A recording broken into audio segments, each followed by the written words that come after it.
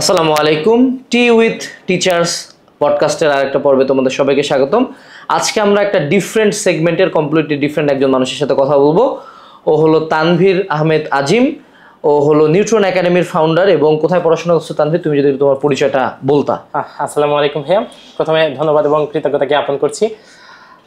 একই সাথে সবাইকে আমন্ত্রণ এবং স্বাগতম জানাচ্ছি নতুন এই পডকাস্টে। আমি তানভীর আহমেদ আজিম, বর্তমানে পড়াশোনা করছি সিলেট মেডিকেল ইউনিভার্সিটি। সো আমি হচ্ছে নার্সিং সেগমেন্টে বা নার্সিং সেক্টরে স্টুডেন্টদের পড়াচ্ছি প্রায় 5 বছর ধরে, এবং প্রায় 5 বছরে লক্ষাধিক শিক্ষার্থীকে নার্সিং ভর্তি প্রস্তুতির জন্য পড়াইছি। আর ও হলো নিউট্রন বিডি যে চ্যানেলটা আছে বা যে এটেকটা আছে সেটার হলো ফাউন্ডার। সো আমরা আসলে হালকেনস্টাইন নতুন করে হালকেনস্টাইন নার্সিং সেগমেন্ট চালু করতে যাচ্ছে। সো সেটার ফেসবুক পেজের এবং গ্রুপের লিঙ্ক আমাদের ভিডিওর ডিসক্রিপশনে দেওয়া থাকবে এই পডকাস্টেরই। এবং ওটার দায়িত্ব কিন্তু হলো আমাদের তানভীর নিচ্ছে। সো তানভীরের এক্সপিরিয়েন্স থেকে আমরা অনেক কিছু জানতে পারবো। বাট দায়িত্ব নেওয়ার আগে আজকে তানভীর প্রথম আসছে। এবং তানভীর, তুমি আমার ভিডিও দেখতে, রাইট? জি ভাই, তানভীর আমার মেলা ভিডিও দেখছে। ওর সাথে কথা বলার সময় আমাদের সস্তা মোটিভেশন নিয়ে কথা হচ্ছিল। হ্যাঁ, সো তানভীর যেহেতু কাইন্ড অফ আমার স্টুডেন্ট প্লাস আমাদের সাথে একসাথে কাজ করবে, আমরা তানভীরের সাথে আজকে একটা কমপ্লিট আনস্ক্রিপ্টেড একটা পডকাস্ট করব বাংলাদেশের নার্সিং সেগমেন্ট নিয়ে। সো ওর বেশ কিছু এক্সপিরিয়েন্স আছে, ও শেয়ার করবে আমাদের সাথে। এবং আমরা দেখছি নার্সিং বর্তমানে যারা চালায় মেজরিটি হলো নন নার্সিং মানুষজন। সো যেহেতু ও ওই সেগমেন্টেরই লোক, আমরা ট্রাই করব তাকে কিছু আনস্ক্রিপ্টেড কোশ্চেন করা, যাতে আমরা একটু রিয়েলিস্টিক অ্যান্সারগুলো পাই। সো তানভীর, তুমি রেডি? আমরা ডিরেক্ট কোশ্চেন করবো কিন্তু। হ্যাঁ, আচ্ছা। সো প্রথমে আমি তোমাকে কোশ্চেনটা করবো যে আচ্ছা, বাংলাদেশের আমি এই সেগমেন্ট চালু করতে যাই আসলে খুব কনফিউজড হয়ে গেছি যে মিডওয়াইফারি, ডিপ্লোমা, বিএসসি, আবার অনেক ক্ষেত্রে দেখি যে সরকারি আছে, আবার প্রাইভেট আছে, কিছুটা মেডিকেলের মতো, আবার মেডিকেলের মতো না। কিছু কোশ্চেন 9-10 থেকে আসতেছে, কিছু কোশ্চেন এইচএসসি থেকে আসতেছে, আবার কিছু চাকরি পরীক্ষার মতো আসতেছে। সো তুমি যদি একটু বলতা যে বাংলাদেশের আসলে নার্সিং সেগমেন্টে কি কি কোর্স আছে, আসলে এক্সামস কিভাবে হয়, বা স্টুডেন্ট নাম্বারসগুলো কি, প্রাইভেট পাবলিকের হিসাবটা কি, এই জিনিসটা যদি একটু আমাদেরকে বলতা। আচ্ছা, আমাদের বর্তমানে বাংলাদেশের প্রেক্ষাপটে নার্সিং বিষয়টা এখনো খুব স্বাভাবিকভাবে আসে নাই। নার্সিং যে একটা অ্যাডমিশন টেস্ট, এটাতে ইন্টারমিডিয়েটের পরে একটা অ্যাডমিশন টেস্ট হচ্ছে, কিংবা এখানে যে প্রসেসগুলো আছে সেই জিনিসগুলো নিয়ে আসলে এখনো সবাই জানে না। তো আমি যদি একটু বলি, বা বর্তমানে বাংলাদেশে হচ্ছে নার্সিংয়ের 3 ধরনের কোর্স আছে। একটা হচ্ছে bachelor of science in nursing, অর্থাৎ বিএসসি ইন নার্সিং। একটা হচ্ছে diploma in nursing science in midwifery, এবং আরেকটা হচ্ছে ডিপ্লোমা ইন মিডওয়াইফারি। সো এখানের মধ্যে আবার এই যে BSc in nursing, diploma in nursing science in midwifery এবং ডিপ্লোমা ইন মিডওয়াইফারি, এখানে আবার সরকারি আছে, বেসরকারি আছে, বা পাবলিক প্রাইভেট যেটাকে আমি বলি।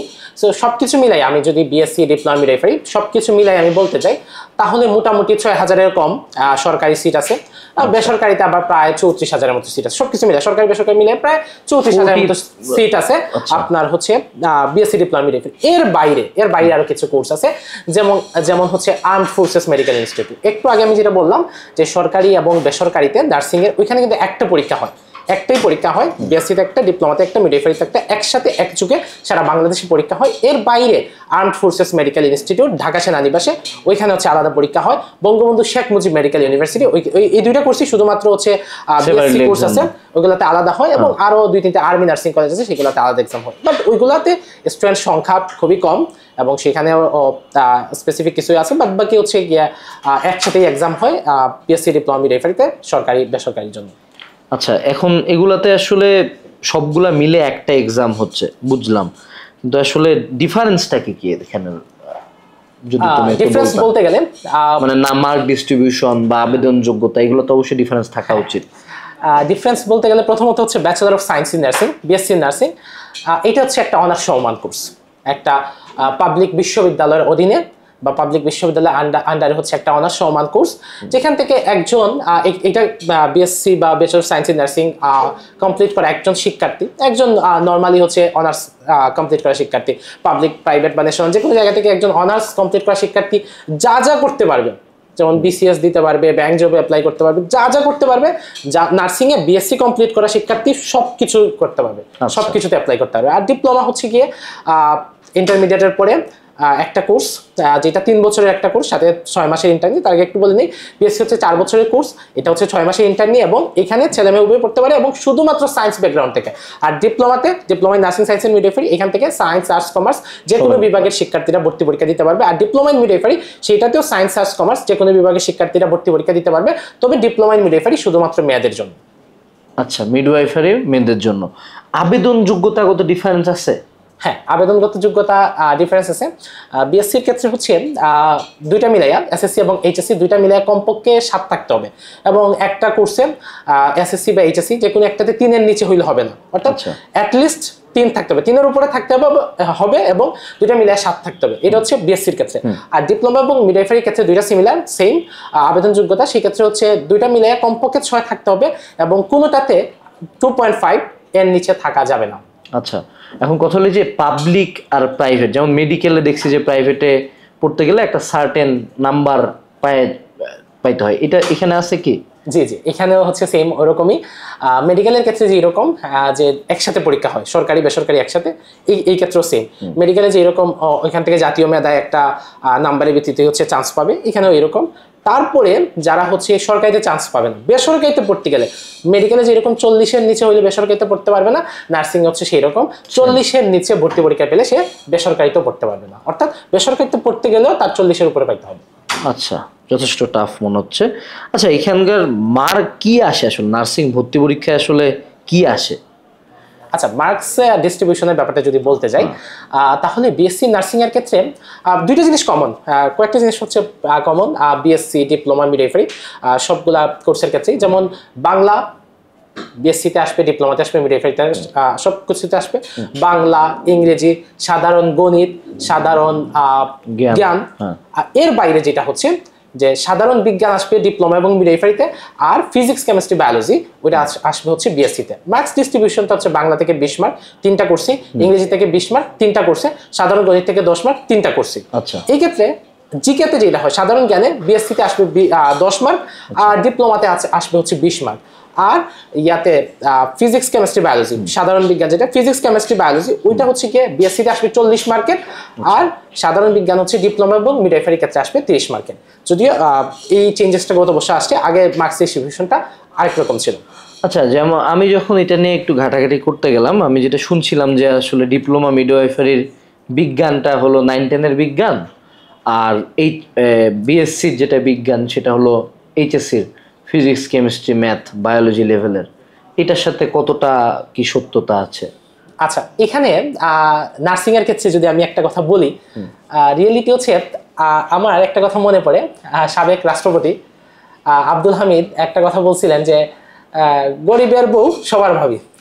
নার্সিংটা হয়ে গেছে অনেকটা এরকম যে এটাতে সে সবাই ধরে ফেলছে, সে ইঞ্জিনিয়ার, সে ডাক্তার, সে ন্যাশনাল ইউনিভার্সিটিতে পড়তেছে, মানে সবাই এসে ধরে ফেলতেছে নার্সিং।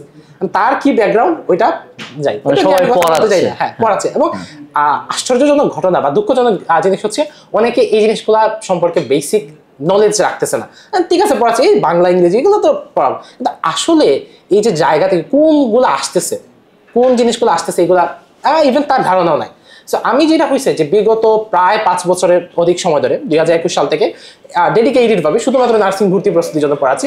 সো দীর্ঘদিন ধরে পড়ানোর ফলে যে অভিজ্ঞতাটুকু হয়েছে তার আলোকে যদি আমি বলতে যাই যে এই ক্ষেত্রে আসলে ডিফারেন্সটা কি, বা এখানে প্রথমত হচ্ছে physics, chemistry, biology. Physics, chemistry, biology যদি আমি বলতে যাই তাহলে মোটামুটি 60% প্লাস কোশ্চেন, আমি বিগত 2 বছর একটু টাফ কোশ্চেন হচ্ছে যার কারণে আমি 60% বলছি, আর আগে আরো বেশি বলতাম। সো 60% প্লাস কোশ্চেন আসছে সাধারণ বিজ্ঞান থেকে। সাধারণ বিজ্ঞান কোন সাধারণ বিজ্ঞান? এটা মেইনলি হচ্ছে বিসিএস এর যে সিলেবাস আছে ওই সিলেবাসে 9-10 বলতে পারি, 9-10 বলতে পারি। আর ডিপ্লোমা মিডওয়াইফারি তো ওইটা তো টোটালি ওই প্রসেসে।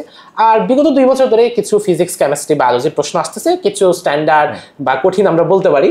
কিন্তু এগুলা কি এইচএসসি লেভেলের বা ধরো ভার্সিটি অ্যাডমিশন, মেডিকেল অ্যাডমিশন লেভেলের কাছাকাছি হতো না? কাছাকাছি না, বিগত 2 বছর যে জিনিসটা হয়েছে যে কিছুটা প্রশ্ন আসছে, কিছুটা কঠিন প্রশ্ন আসছে। তবে এখানে আবার একটা ব্যাপার আছে, আগামী বছরগুলোতে আবার এরকম কঠিন প্রশ্ন আসবে কিনা সেটা কিন্তু বলা যাচ্ছে না। এগুলো কিন্তু খুব কম, মানে এখানে আরেকটা জিনিস হচ্ছে, তুমি যদি মনে করো যে 100-র মধ্যে 100 পাবা, তাহলে তুমি নির্ঘাত ফেল করবে। একটা কোনো অ্যাডমিশন টেস্টে 100-র মধ্যে 100 পাবে, তোমাকে টার্গেট 90 করতে হবে। সো কিছু প্রশ্ন কঠিন থাকবে। এইখানে আমি একটু অ্যাড করি। হ্যাঁ, বলো। আরেকটা হচ্ছে এবার সামনের বছরগুলোতেও এরকম যে কিছু কয়েকটা প্রশ্ন কঠিন এরকম হবে না। সো পড়াশোনাটা অবশ্যই ডেফিনেটলি তোমাকে করতে হবে একটু কোশ্চেন প্যাটার্ন বুঝে। আমি চাইলেও 2-5 মিনিটে সব পুরো প্যাটার্নটা তোমাকে ধরাই দিতে পারবো না। আমি 5 বছর অভিজ্ঞতায় যতটুকু বুঝছি সেই জিনিসটা আমি 2-5-10 মিনিটে সেটা দিয়ে দিতে পারবো না। আচ্ছা, এখানে আমি যেটা অ্যাড করতেছিলাম, যে তুমি বললা যে 100 মার্ক টার্গেট করা, এটা আসলে এই উচ্চাভিলাষ যেটা বলা যায়। প্রথমত তো আমি পরীক্ষা দিচ্ছি নার্সিং এ, সো অবভিয়াসলি আমি আদার অপশনস এক্সপ্লোর করে পারি নাই, দেন আমি এই অপশনসে আসছি। খুব কম মানুষজনই টোটালি নার্সিং এর জন্য যাইতে চায়, আনলেস তার একদম টোটাল একটা ডেডিকেশন থাকে। সো যেহেতু আমি অন্যান্য জায়গায় একটু ধরা টরা খাই, এইদিকে majority of the time move করি, সেক্ষেত্রে যে উচ্চাভিলাষ যে ব্যাপারটা থাকে, যে কেউ একজন আমাকে ড্রিম দেখালো যে না আমি 100-তে 100 পাবো, আমিও সেই ড্রিম দেখে একদম উল্টাপাল্টা জিনিস পড়লাম, পরে দেখা গেল যে আমার যেই বেসিক 40 মার্ক যেটা পাওয়ার, সেটাও আমি হয়তো বা টানাটুনে পাচ্ছি না। সো এই ক্ষেত্রে আসলে ওর সাথে আমরা একটু আগেও কথা বলছিলাম যে আমাদের সেগমেন্টে আসলে কি কি করব। তো দেখা গেল যে আমি 2-1 জায়গায় জিজ্ঞেস করে যতটুকু জানতে পারছি, জানার বেশ কিছু ভুল আর কি আমার মধ্যেও আছে। আচ্ছা, তুমি একটা কথা বেশ কয়েকবার মেনশন করছো যে লাস্ট কয়েক বছরে পরিবর্তন আসতেছে, এবং তুমি আমাকে এটাও বললা যে ভাইয়া স্টুডেন্ট নাম্বারসেও বেশ কিছু ইনক্রিজিং আসতেছে, যার কারণে মার্কেটে অনেক প্লেয়ার বা মানে অনেক প্রতিষ্ঠান নার্সিং পড়াচ্ছে। এই ব্যাপারটা নিয়ে যদি একটু তুমি তোমার মতামতটা দিতা। আচ্ছা, নার্সিং এর যদি আমি বলতে যাই 2019 পর্যন্ত, এর আগে বিএসসি কোর্সটা চালু হয়েছে 2008 সালে, এবং নার্সিং এর কিন্তু অনেক নেগেটিভ জিনিস আছে, অনেক পজিটিভ জিনিস আছে, এখন অনেক প্রবলেমস আছে। ওইগুলো নিয়ে আমি আসলে কথা বলতে চাইছি না।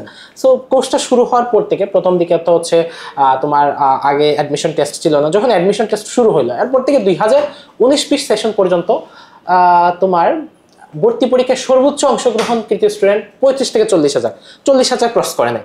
কিন্তু 2020-21 সেশন থেকে নার্সিং এর কিন্তু নার্সিংটা কিন্তু সম্পূর্ণ ডিফারেন্ট একটা জায়গায় চলে যাইতেছে। কেন আমি এই কথাটা বলতেছি, 2020-21 সেশনে অলমোস্ট হচ্ছে 76,000 স্টুডেন্ট কিন্তু নার্সিং অ্যাডমিশন টেস্টে অংশগ্রহণ করছে। এবং ইন্টারেস্টিং ব্যাপার হচ্ছে 2021-22 সেশনে তখন কিন্তু অংশগ্রহণ করছে প্রায় 1,20,000 স্টুডেন্ট। সো নাম্বারটা কিন্তু আগে যেখানে 35 থেকে 40,000 হইতো, সেখানে এক টানে হচ্ছে 2020-21 সেশনে হয়ে গেল অলমোস্ট 76,000। তারপরে 21-22 সেশনে হচ্ছে হয়ে গেল অলমোস্ট 1,20,000 স্টুডেন্ট। এবং এর পরবর্তী বছরগুলোতে কাছাকাছি একটা অ্যামাউন্ট, খুব বেশি কমতেছে না, খুব বেশি বাড়তেছে না। সো অলমোস্ট লক্ষাধিক। তার মানে বলা যাইতে পারে যে বাংলাদেশের মেজর যে পাবলিক গুলো আছে, এগুলার কোনো একটা ইউনিটে যে পরিমাণ মানুষজন পরীক্ষা দেয়, অ্যারাউন্ড ওরকম একটা ইউনিটের সমান পরীক্ষা দিচ্ছে আর কি। মানে একটা সিটের বিপরীতে বেশ কম্পিটিটিভ একটা এক্সাম হচ্ছে সরকারিগুলোর জন্য হলো অ্যাটলিস্ট। আচ্ছা, তাহলে তো এটা একটা যথেষ্ট কম্পিটিটিভ এক্সাম। এখন আচ্ছা, আমি একটা কোশ্চেন করতে চাই, সেটা হলো মানে এটা যদি এখানে লিখি না, আমি ভাবছিলাম আনস্ক্রিপ্টেড করবো আর কি। সেটা হলো এই যে হসপিটালে যারা নার্স হয়, মানে নর্মালি ধরো আমরা যখন ভর্তি হই নার্স থাকে, এটাও কি এই লাইনের মানুষজনই যায় হচ্ছে? তো আচ্ছা, সো হসপিটালে যারা নার্স হচ্ছে তারা এই লাইনে যাচ্ছে, অন্তত সরকারি হাসপাতালের ক্ষেত্রে। এখানে আবার অনেক কিছু বলতে গেলেও নার্সদের আমরা বিগত অনেকদিন ধরে আন্দোলন করতেছি কেয়ার গিভারদের নিয়ে বা পেশেন্ট কেয়ার টেকনোলজিস্টদের নিয়ে।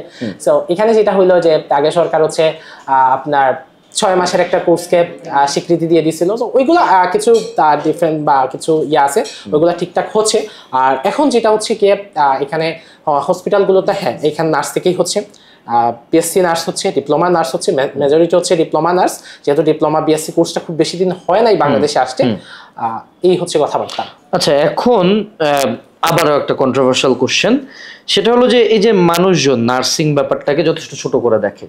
যেমন ধরো আমাদের দেশে আর্টস কমার্সকে একটা কেমন চোখে দেখা হয়, আবার ধরো সে তুমি যদি আলিম বা মাদ্রাসা ব্যাকগ্রাউন্ড বলো, ওখানেও তুমি দেখবা যে একটা কেমন তুচ্ছতাচ্ছিল্যের ব্যাপার থাকে, এবং নার্সিংয়েও একটা ব্যাপার ছিল। আর তার পরবর্তীতে মেইন স্ট্রিম এখন এডটেকগুলো এটা নিয়ে কাজ করতেছে, তার মানে এটার গ্রহণযোগ্যতাটা বৃদ্ধি পাচ্ছে।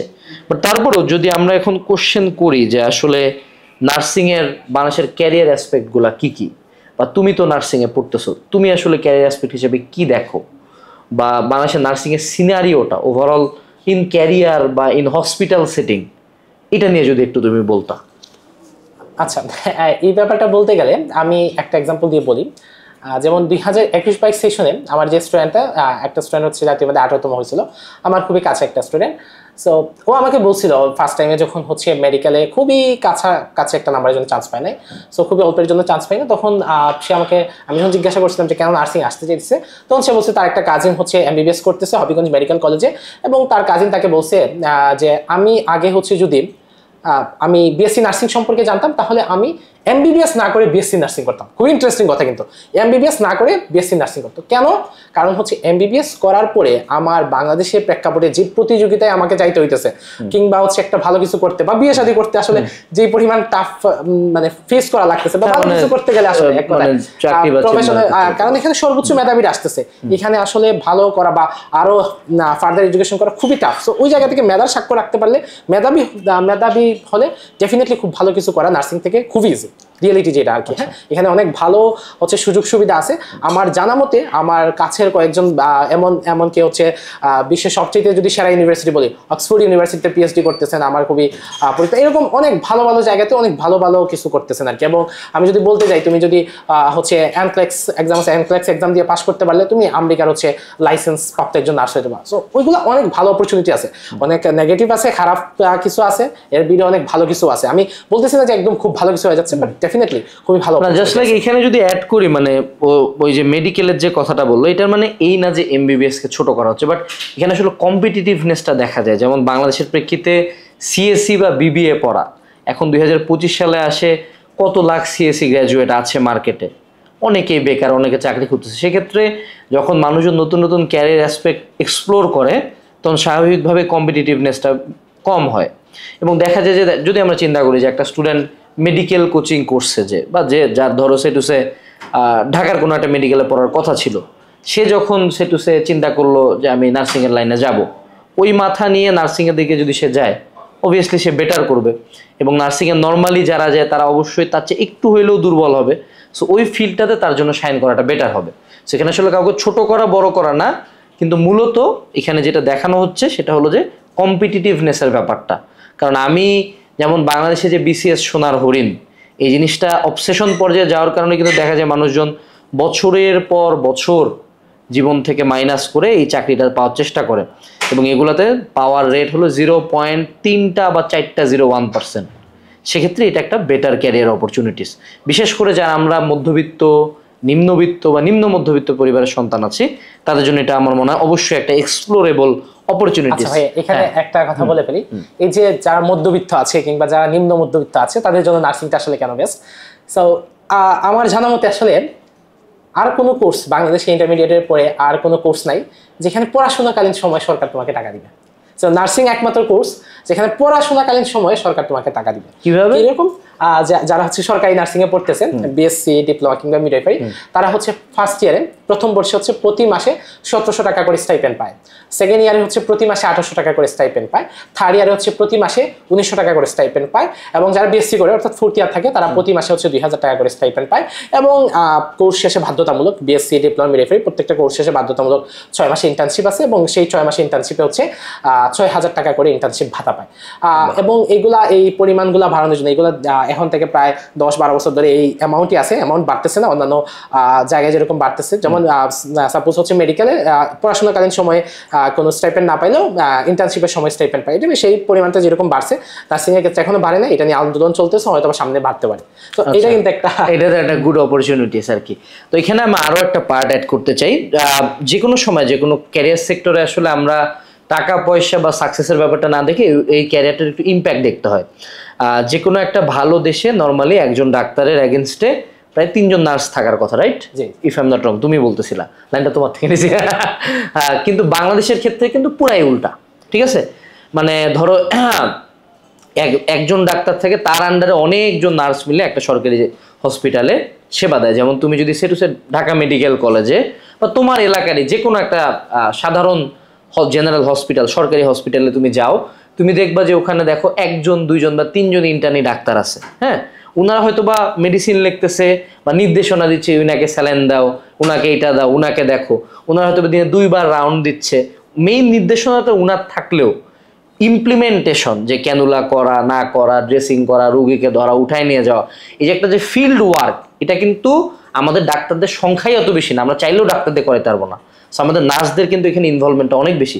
বিশেষ করে যখন আমি হলো বার্ন ইউনিটে আমাদের বেশ কিছু প্রজেক্টের কাজ ছিল, সো ওখানে হলো ধরো ডাক্তার থাকেন 3 থেকে 4 জন এট টাইম প্রেজেন্ট, কিন্তু নার্স অনেকজন। তো ওই যে একটা বার্নের রুগী আসে, পুরা গা পুরা, ওনাকে দ্রুত ওয়াশ করা, ড্রেসিং করানো, বেডে নিয়ে যাওয়া, এই কাজগুলো একজন নার্স কিন্তু একদম ডিরেক্ট রুগীর সাথে থাকে করেন। সো একজন রুগীর সুস্থ হওয়ার ক্ষেত্রে যতটা ভূমিকা একজন ডাক্তারের থাকে, ঠিক সমপরিমাণ বা তার চেয়ে হয়তো একটু হইলেও কম, যা যেটা হোক, একটা বড় ভূমিকা কিন্তু একজন নার্সেরও থাকে। সো এটাতে আসলে আমি কিন্তু হিউম্যান লাইফকে ইম্প্যাক্ট করতে পারতেছি যদি আমি এই ক্যারিয়ার অপশনটা আনি। হয়তো বা যেমন দেখা যায় যে অনেকের স্বপ্ন থাকে ডাক্তার হয়ে মানুষের সেবা করবো বা এই লাইনে যাবো, সো হয়তো আমি ডাক্তারের মতো ওই লেভেলের ইম্প্যাক্ট না রাখতে পারলেও একটা যথেষ্ট পজিটিভ ইম্প্যাক্ট রাখতে পারি। বিশেষ করে আমি জীবনে ছোটবেলা অনেক কম বয়সে হসপিটালে ভর্তি হয়েছিলাম। এখনো যে আন্টিটা, আমার মা চলে গেছিল আমি কাজে, তো ওই আন্টি আমাকে খুব সুন্দর মতো বুঝায় টুঝায় কথাবার্তা বলে, এতে আমার হাসি খুশি দেখে। ক্যানুলা প্রথমবার লাগাইছিলাম তো বাচ্চা মানুষ, কাঁদতেছিলাম, সুন্দর কথা এখনো আমার খেয়াল আছে। সো নার্স হলে আমার মনে হয় মানুষের সেবা করা বা মানুষের মনে জায়গা করে নেওয়ার একটা বড় অপশনস আছে, এটা আমার মনে হয় একটু পজিটিভ ইম্প্যাক্ট রাখতে পারে। আচ্ছা, এখন আমরা চলে আসবে, এগুলো হলো অনেক কথাবার্তা হইলো। প্রথম কোশ্চেন যেটা, সেটা হলো আসলে নার্সিংয়ে যদি আমি চান্স পাইতে চাই, প্রিপারেশন নিতে চাই, আমার নার্সিংয়ের প্রিপারেশন স্ট্র্যাটেজি বা কিছু ট্রিক্স যদি তুমি শেয়ার করতাম।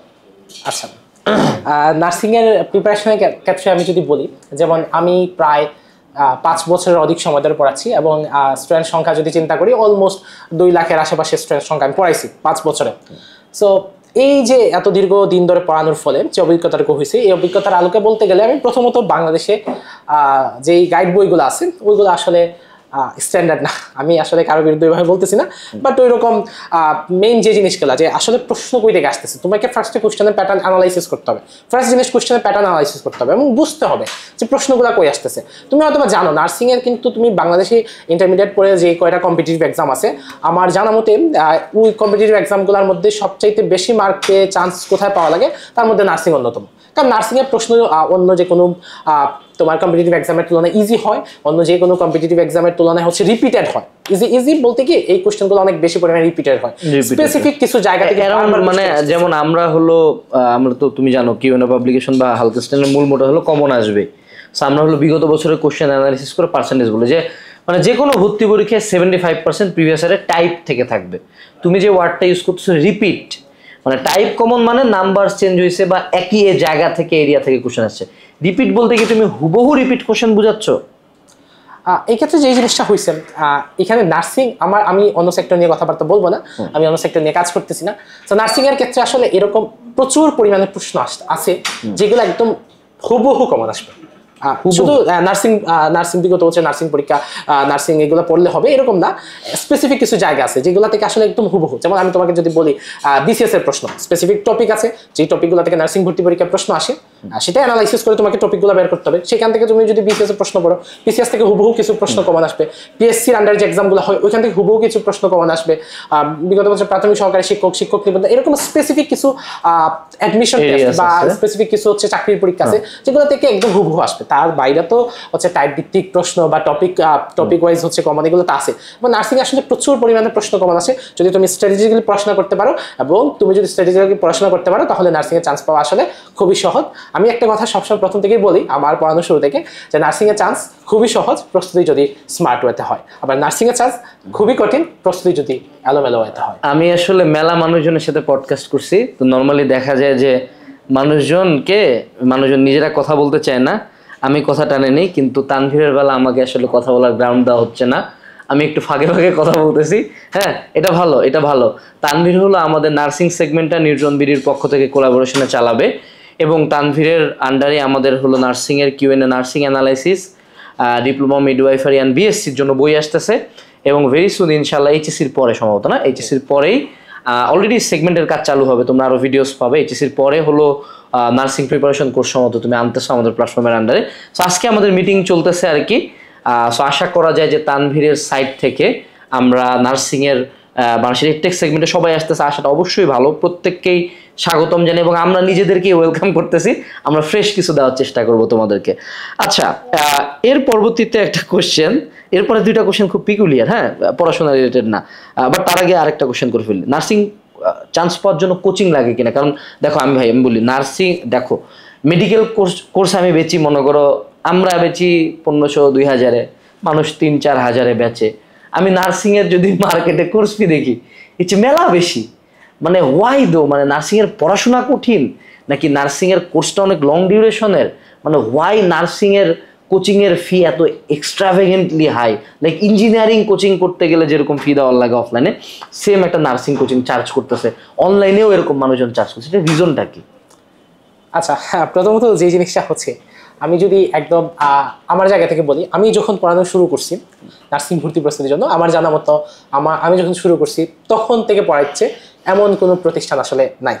সো যারাই অনলাইনে নার্সিং ভর্তি প্রস্তুতির জন্য পড়াচ্ছে, অথবা অফলাইন প্রতিষ্ঠান ছিল পরবর্তীতে অনলাইনে আসতেছে, বা ওই সময় অত অ্যাক্টিভ ছিল না, পরবর্তীতে অ্যাক্টিভ হয়েছে, বর্তমানে যারাই আসতেছে এরকম টাইপের। হ্যাঁ, তো এখানে ম্যাক্সিমাম যেই প্ল্যাটফর্মগুলোই বর্তমানে আসলে খুব ভালো কাজ করতেছে, আমি কোনো প্ল্যাটফর্মের বিপক্ষে কিছু বলতেছি না, সবাই ভালো কাজ করতেছে, কিন্তু সবাই আসলে এই নাম্বারসগুলো দেখেছে নার্সিং আসলে এখন চাহিদা খুব বেশি।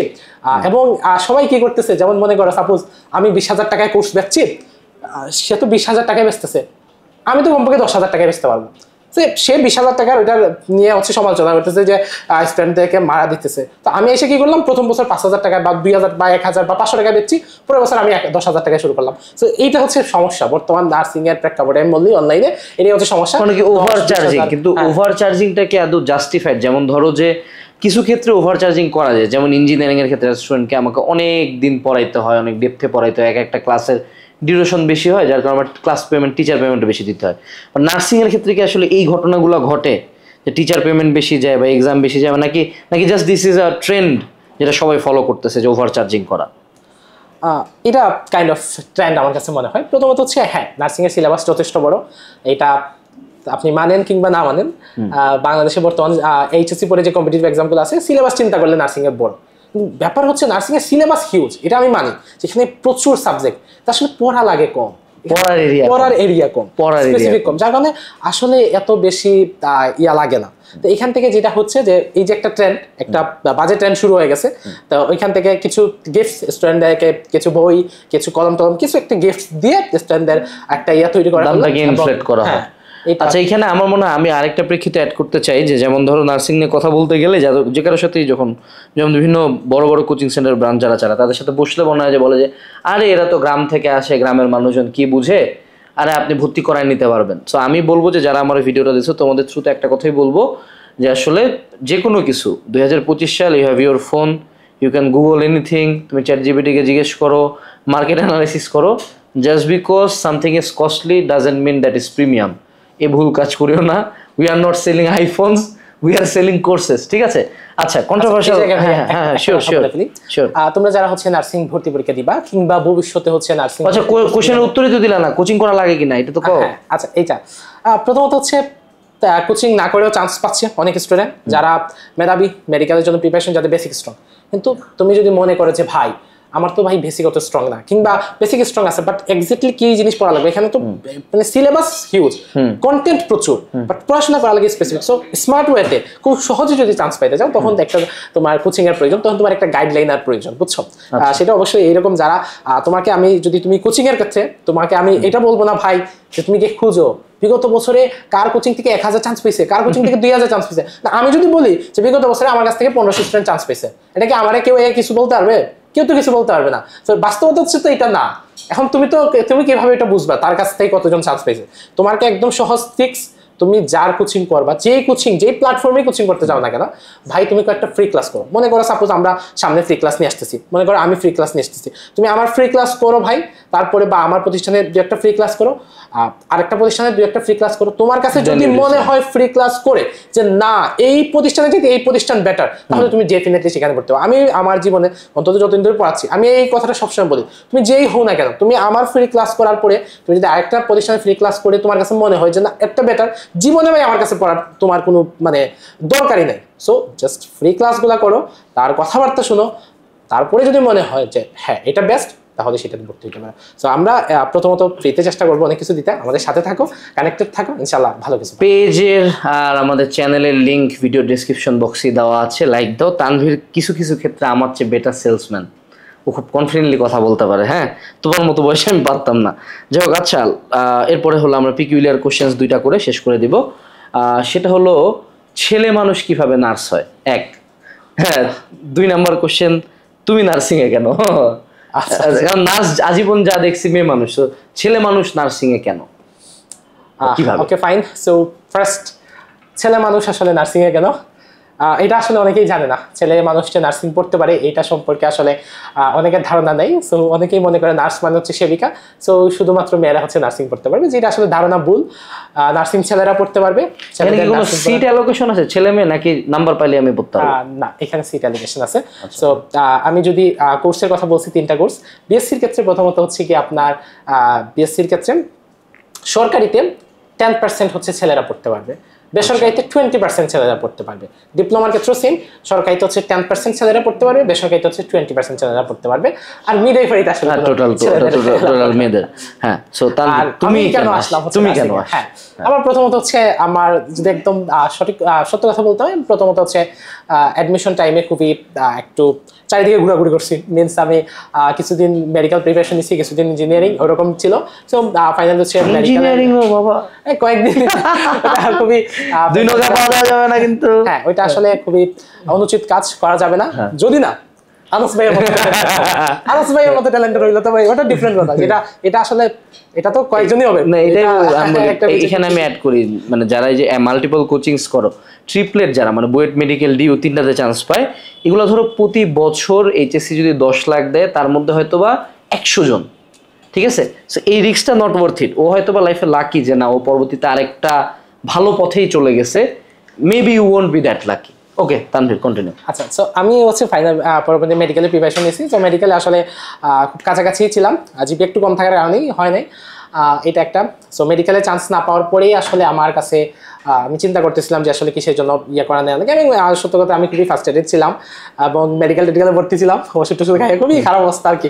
তো যাই হোক, এরপরে আমি একটু চিন্তা ভাবনা করে আমার কাছে মনে হয়েছে নার্সিং বেস্ট একটা চয়েস হতে পারে। এবং এর মধ্যে আসলে আমার খুবই পড়ানোর ইচ্ছা, অনলাইনে খুবই পড়ানোর ইচ্ছা, তো যার কারণে আমার কাছে মনে হয়েছে নার্সিং গেলে ওইখানে আসলে খুব সহজে টাকা পয়সা ইনকাম করা যায়। তো ওইটা একটা রিজন। তানভীর কত কামাইছো? মোটামুটি তানভীর কামাইছে, বাট আশা করা যায় তানভীর আমাদের সাথে আরো বেশি কামাবে। কিন্তু তেমন হচ্ছে বেশি যেটা ফোকাস করা হবে সেটা হলো অনলাইনের নার্সিং মার্কেটটাতে আরো ফ্রেশ কিছু দেওয়ার জন্য। সো আজকে আসলে আমার পডকাস্টটা থেকে আমি নিজেই নার্সিং সেগমেন্ট সম্বন্ধে অনেক কিছু জানতে পারলাম। আমার বেশ কিছু কনফিউশন ছিল, যেগুলো ক্লিয়ার হলো, এবং আমরা আশা করি তানভীরের সাথে আমরা সামনে আরো অনেক কন্টেন্ট বানাবো। বিশেষ করে তানভীর আমাদের নার্সিং সেগমেন্টে আরো অসংখ্য কন্টেন্ট দিতে পারবে। সো তানভীর, তোমাকে সময় দেওয়ার জন্য ধন্যবাদ। নেক্সট উইকে আবার অফিসে আসিও। সবাইকে পডকাস্ট দেখার জন্য অনেক অনেক ধন্যবাদ। আসসালামু আলাইকুম, টাটা।